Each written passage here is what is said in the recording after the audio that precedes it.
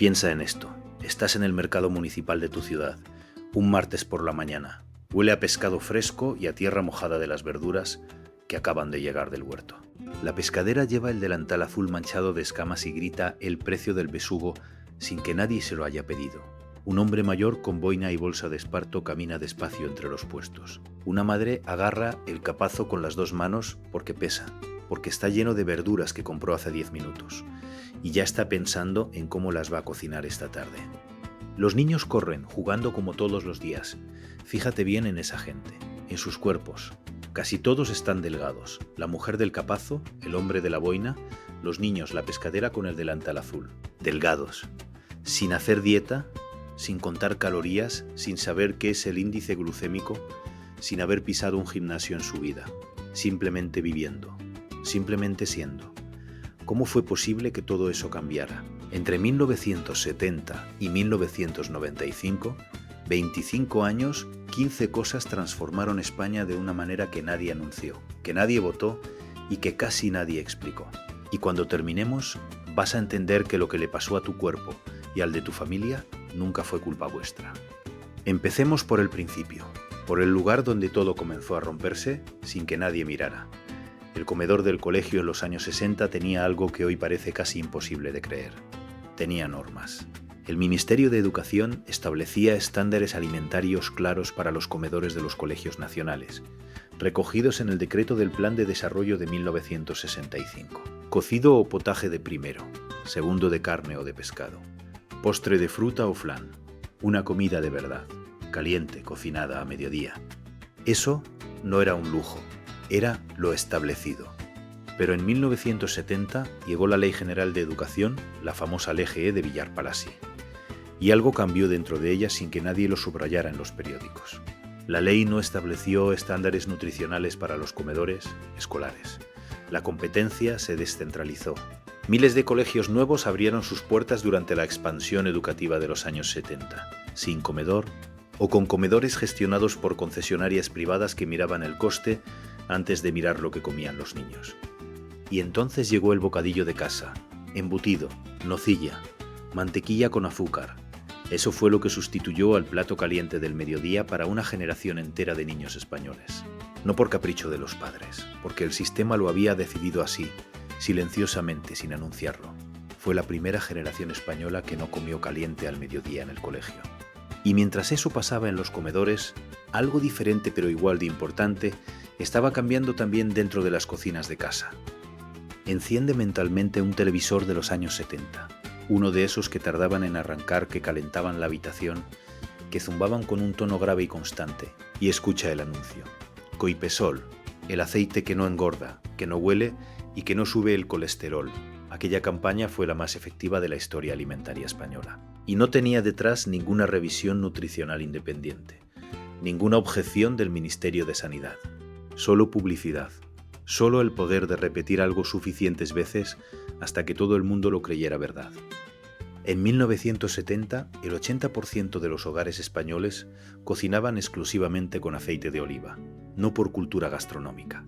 Era lo que había, era lo de siempre. El aceite de girasol industrializado llegó con Coipesol, empresa de Jaén, y lo vendió como producto moderno científico del futuro. El aceite de oliva era lo del pueblo, lo que usaba la abuela porque no necesitaba nada más.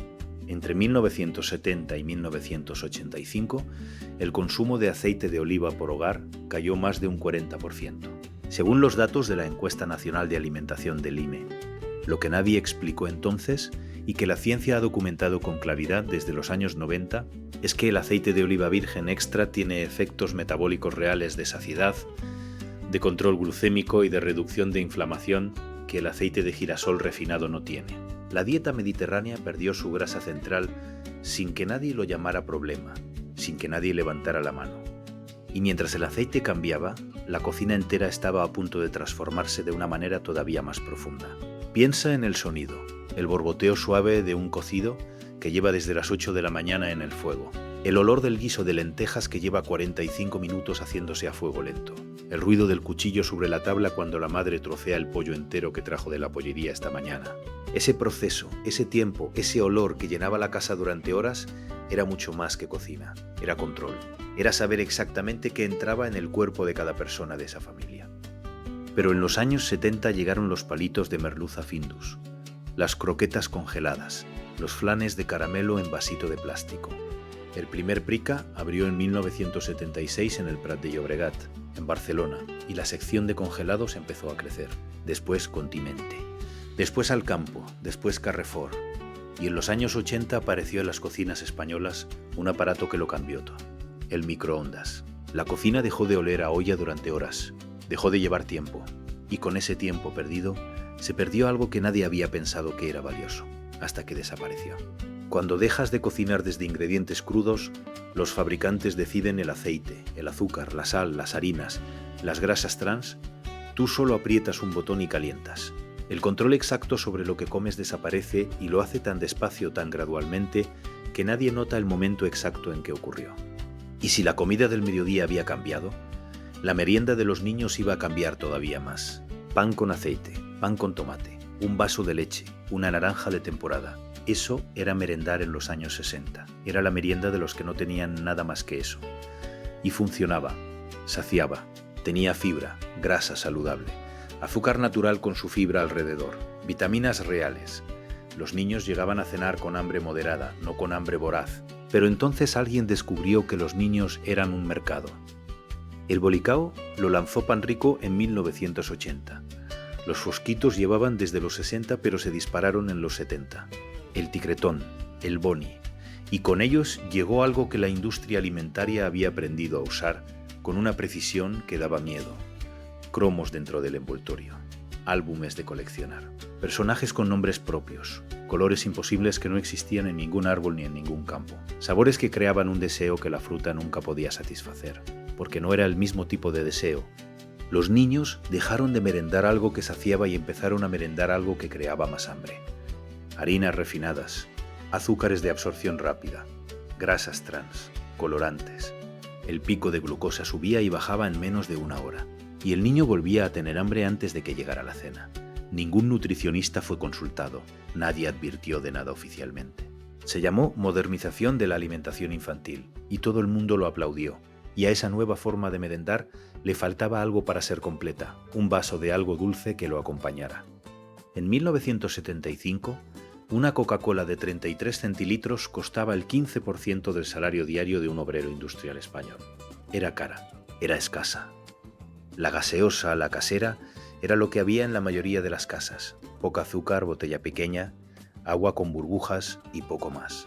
En 1985, ese mismo precio relativo había caído a menos del 3% del salario diario. La expansión masiva de Coca-Cola España, de PepsiCo, de Fanta Naranja, de Cass, coincidió exactamente con la llegada de los hipermercados y sus grandes formatos. Botella de 1,5 litros, 2 litros, caja de 6. Las familias empezaron a comprar refrescos por cajas como compraban el aceite, como algo necesario, algo de primera necesidad, algo que siempre tenía que haber en la nevera.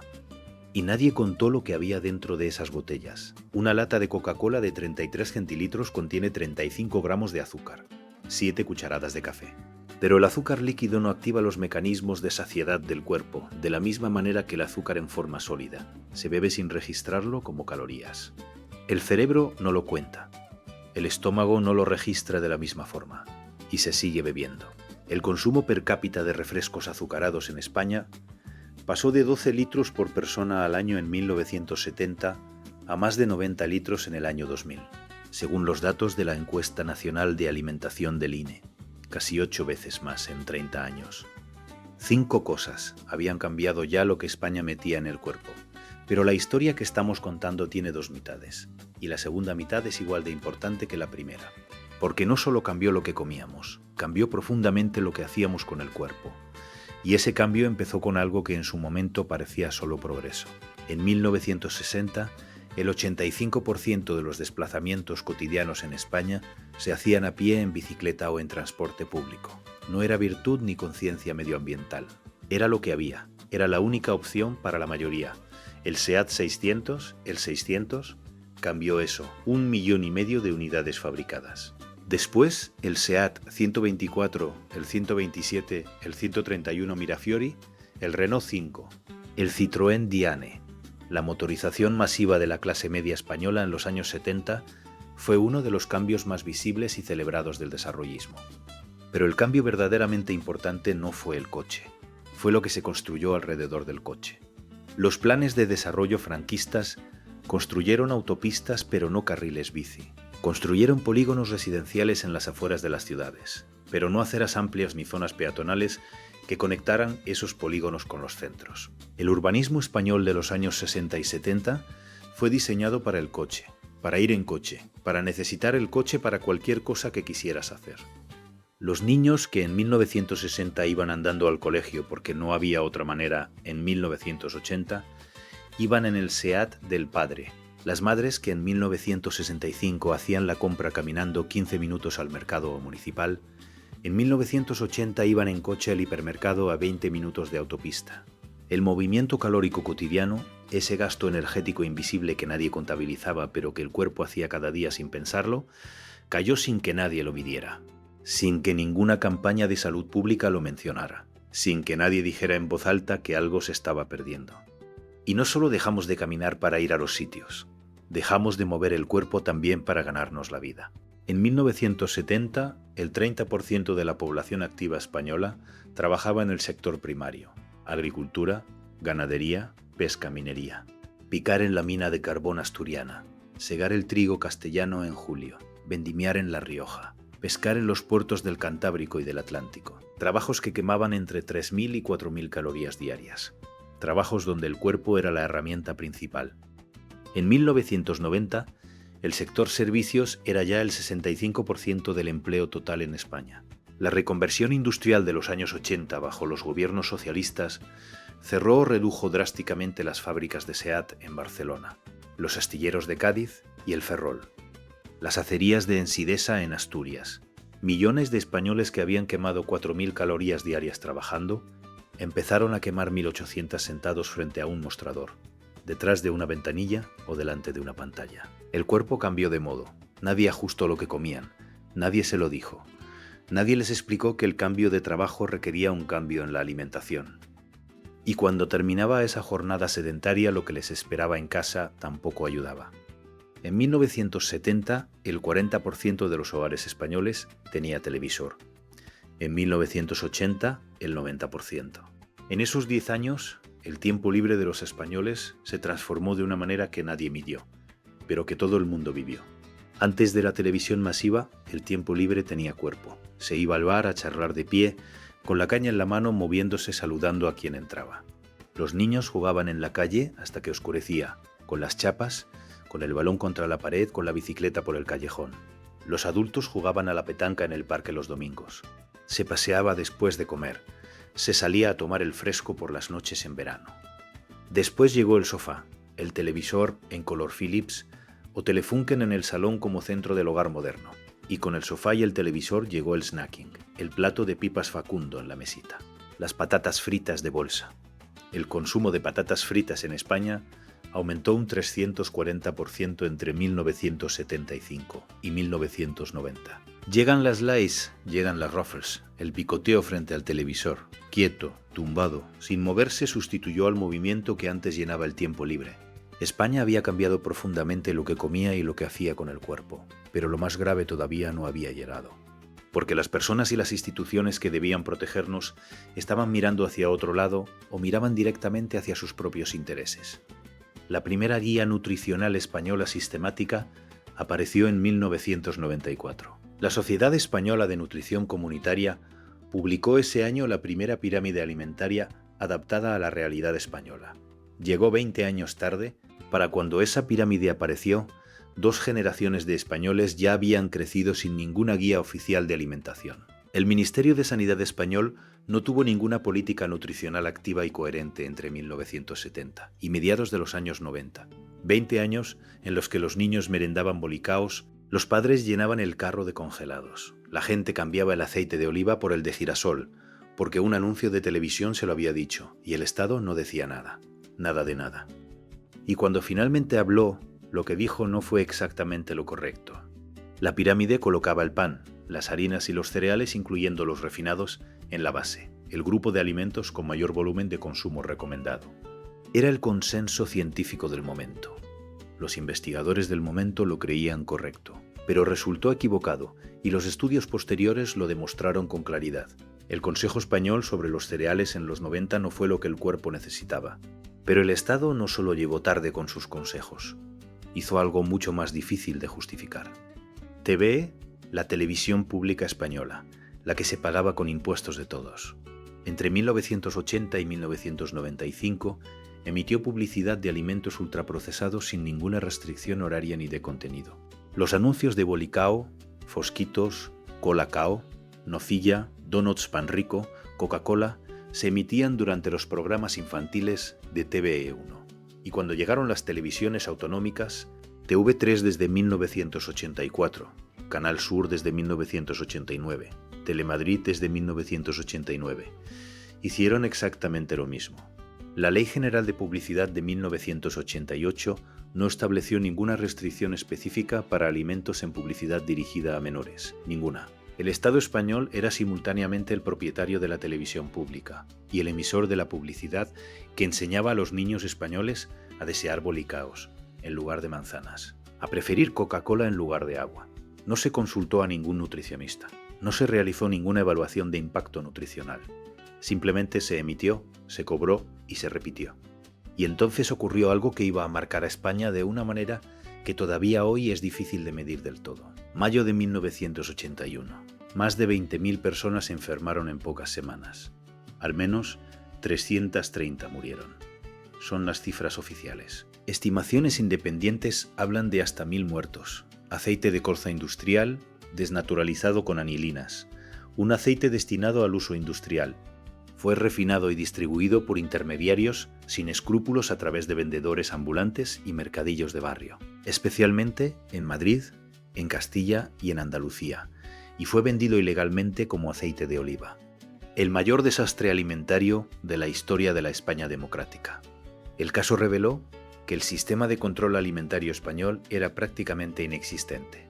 El proceso judicial terminó en 1992. Las indemnizaciones a las víctimas se prolongaron durante décadas. Todavía hoy existen asociaciones de víctimas que reclaman una revisión de las cifras oficiales. Pero hubo una consecuencia que nadie vio en ese momento, o que nadie quiso ver. Los españoles dejaron de confiar en el aceite de oliva a granel, el aceite que durante siglos había sido el centro de su cocina. El aceite que Ansel Keys había identificado como uno de los pilares de la dieta más saludable del mundo, dejó de comprarse a granel en el mercado y empezó a desconfiarse. La gente emigró masivamente hacia los aceites envasados industrialmente, con marca conocida, con etiqueta con logo, especialmente hacia el aceite de girasol, Coipesol, Firasol. La industria del aceite de girasol se benefició directamente del mayor desastre alimentario de la democracia española. Nadie lo planificó, pero nadie lo corrigió tampoco. Aquí es donde la historia se vuelve más dolorosa todavía, porque lo que viene ahora no son errores, son paradojas que duelen. El fisiólogo americano Ansel Keys pasó los años 50 y 60, observando algo que le llamaba mucho la atención. Los habitantes de las zonas rurales de España, de Creta, del sur de Italia, tenían las tasas más bajas de enfermedades cardiovasculares del mundo. No era casualidad, era la dieta. Publicó el estudio de los 7 países en 1970, el estudio nutricional más influyente del siglo XX, realizado en parte en comunidades rurales españolas. Francisco Grande Cobian, del que hablaremos enseguida, fue coautor. 1970, el mismo año en que España empezaba a abandonar esa dieta. Mientras el mundo científico internacional descubrió que la dieta mediterránea española era extraordinariamente saludable, los propios españoles la estaban dejando para modernizarse, para estar al día, para parecerse a los del norte de Europa, que paradójicamente tenían tasas de enfermedad cardiovascular mucho más altas. El consumo de legumbres en España pasó de 14,5 kilos por persona al año en 1964 a menos de 4 kilos en 2019. Según la Encuesta Nacional de Alimentación del INE, las legumbres que habían sido el centro de la cocina española durante siglos, el cocido, las lentejas del martes, las judías del sábado, se convirtieron en comida de viejos, en comida pesada, en comida que la gente moderna ya no hacía porque llevaba tiempo y porque había otras opciones más rápidas. El consumo de verduras de temporada cayó un 40%, el pescado fresco cayó un 30%, los productos ultraprocesados crecieron un 450%. En 2010, la UNESCO declaró la dieta mediterránea Patrimonio Inmaterial de la Humanidad. España lo celebró con orgullo. Lo reivindicó como propio, pero para entonces el consumo real de esa dieta en los hogares españoles había caído a mínimos históricos. Y mientras todo eso ocurría, la industria alimentaria encontró la manera de venderle a España la solución perfecta al problema que ella misma había creado. En los años 90, los lineales de los supermercados españoles se llenaron de una promesa escrita en azul y en verde. Yogures 0% de grasa, leche desnatada, galletas sin azúcar, embutidos light. Lidl abrió en España en 1994 y construyó secciones enteras dedicadas a esa promesa. Las familias que querían cuidarse, que veían que algo había cambiado en sus cuerpos y querían hacer algo al respecto, encontraban en esos productos la respuesta que buscaban. El problema estaba en lo que no decía la etiqueta. Al quitar la grasa que da sabor, los fabricantes añadían azúcar para que el producto siguiera siendo apetecible. Al añadir edulcorantes artificiales en lugar de azúcar, estimulaban el apetito sin saciar, porque el cerebro espera calorías después de percibir sabor dulce y cuando no llegan, las busca en otro sitio. El Instituto de Nutrición del SEX publicó estudios en los años 90 que alertaban de estos mecanismos, pero esas alertas no llegaban al consumidor. Nadie en el Ministerio de Sanidad hizo nada para comunicarlas de manera clara y directa. Los españoles compraban yogur 0% grasa, convencidos de estar cuidándose, sin saber que la industria había encontrado la manera de que ese yogur fuera tan calórico, o en algunos casos más calórico, que el original con toda su grasa. Y mientras la industria vendía esa solución falsa, algo verdaderamente real estaba desapareciendo del mapa español sin que nadie hiciera nada para evitarlo. Vuelve al mercado del principio, pero ahora míralo de otra manera. Mira lo que representa más allá del olor a pescado fresco y a tierra mojada. La compra en 1970 era un acto cotidiano, con consecuencias nutricionales que nadie analizaba porque nadie necesitaba analizarlas. Se iba a pie al mercado municipal cada día o cada 2 días. La verdulera conocía a cada cliente por su nombre y sabía qué le gustaba a cada familia. El pescadero tenía el producto del día, lo que había llegado esa mañana de la lonja, no lo que llevaba semanas en una cámara. El carnicero cortaba la pieza exacta que pedías, del tamaño que necesitabas para esa noche. Todo era fresco. La estacionalidad mandaba. En invierno se comían naranjas y coles, en verano tomates y pimientos. El cuerpo recibía lo que cada estación tenía para dar. En 1970 había más de 16.000 mercados municipales operativos en España, dato verificado por el Ministerio de Industria, Comercio y Turismo. En 2020 quedan menos de 4.000. Los demás cerraron, fueron reconvertidos en centros comerciales, vaciados de contenido, abandonados por la competencia de precios que no podían igualar. Prica desde 1976, Continente desde 1979, Alcampo desde 1981, Carrefour, Día, Lidl. La compra semanal en coche al hipermercado sustituyó a la compra diaria a pie al mercado. El carro lleno de productos envasados, congelados y ultraprocesados sustituyó al capazo de verduras frescas. Los tomates todo el año, los pimientos todo el año, las lechugas todo el año de invernadero sin estacionalidad, con menos micronutrientes. La regularidad que antes era natural se convirtió en una ilusión industrial. Perdimos el control sobre lo que comíamos sin que nadie nos avisara de lo que estábamos perdiendo. 14 cosas habían cambiado ya, pero la última, la que cierra todo lo anterior, es la que más importa entender bien, porque explica por qué ninguna de las otras 14 encontró resistencia. Suficiente. Aquí hay que ir despacio. Francisco Grande Cobian nació en Oviedo el 12 de octubre de 1909. Estudió medicina en Madrid. Y en los años 40 cruzó el Atlántico para trabajar junto a Ancel Keys en la Universidad de Minnesota. Fue coautor del estudio de los 7 países, el mismo estudio que demostró que la dieta española tradicional era extraordinariamente saludable. Participó en el experimento de inanición de Minnesota, uno de los estudios más rigurosos sobre metabolismo y nutrición humana jamás realizados. Conocía mejor que cualquier otro científico español, con más profundidad y con más respaldo empírico que nadie en este país, que hacía exactamente que la dieta española tradicional fuera lo que era. Las legumbres 4 veces por semana. El aceite de oliva como única grasa de cocina, con sus efectos antiinflamatorios y de control glucémico. El pescado fresco 2 o 3 veces por semana. Las verduras de temporada del mercado con su carga real de micronutrientes. Las raciones moderadas que no obligaban al sistema digestivo a trabajar en exceso. La sobremesa, esa costumbre española tan criticada desde el norte de Europa, que hacía que la comida durara más tiempo y que el cuerpo tuviera margen para registrar la saciedad antes de que se sirviera el siguiente plato. Volvió a España.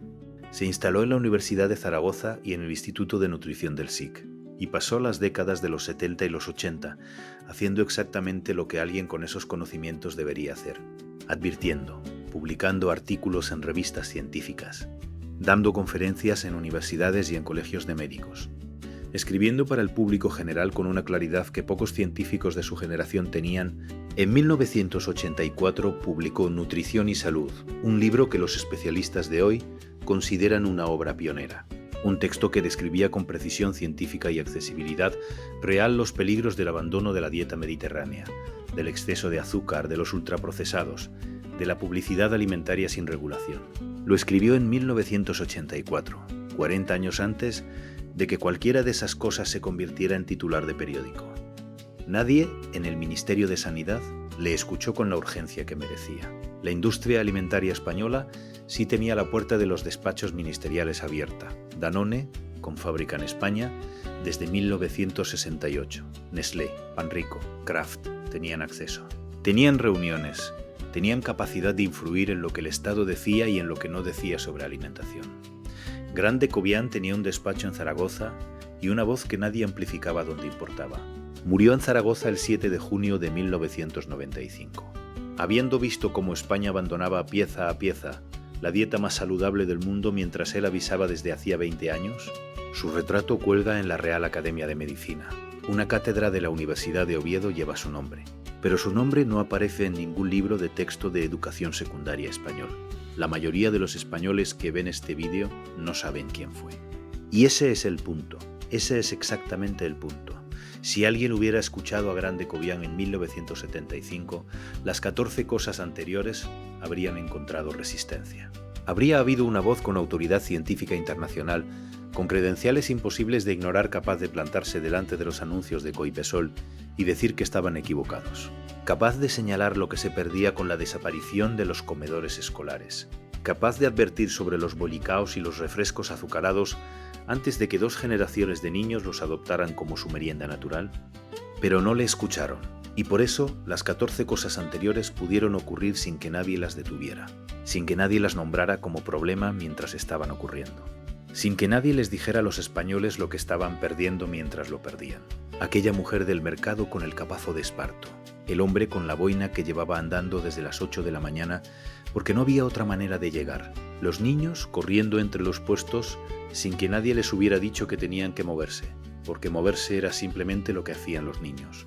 El cocido que empezaba antes del amanecer y llenaba la casa de olor durante horas, la merienda de pan con aceite que sabía algo real, algo que llenaba de verdad y no pedía más. Todo eso era verdad, todo eso funcionaba. Y lo perdimos sin que nadie nos preguntara si queríamos perderlo. Lo que cambió en España lo cambiaron otros, la industria que encontró mercados nuevos, los gobiernos que no pusieron límites cuando debían, las instituciones que llegaron tarde o que no llegaron. El Estado que emitía anuncios de bolicaos en la televisión pública mientras no tenía ninguna política nutricional activa, lo cambiaron otros, no tú. Nunca fuiste tú. ¿Cuál de estas 15 cosas te ha resonado más? ¿Recuerdas cómo era la merienda en tu casa o el mercado al que ibas con tu madre o con tu abuela? Cuéntanoslo en los comentarios, que aquí leemos todo y nos importa saber lo que vivisteis. Si crees que alguien cercano debería ver este video y entender lo que pasó de verdad, mándaselo ahora. Dale al me gusta si crees que estas historias merecen ser contadas y recordadas. Y quédate con nosotros porque aquí seguimos recordando juntos lo que fuimos y lo que perdimos.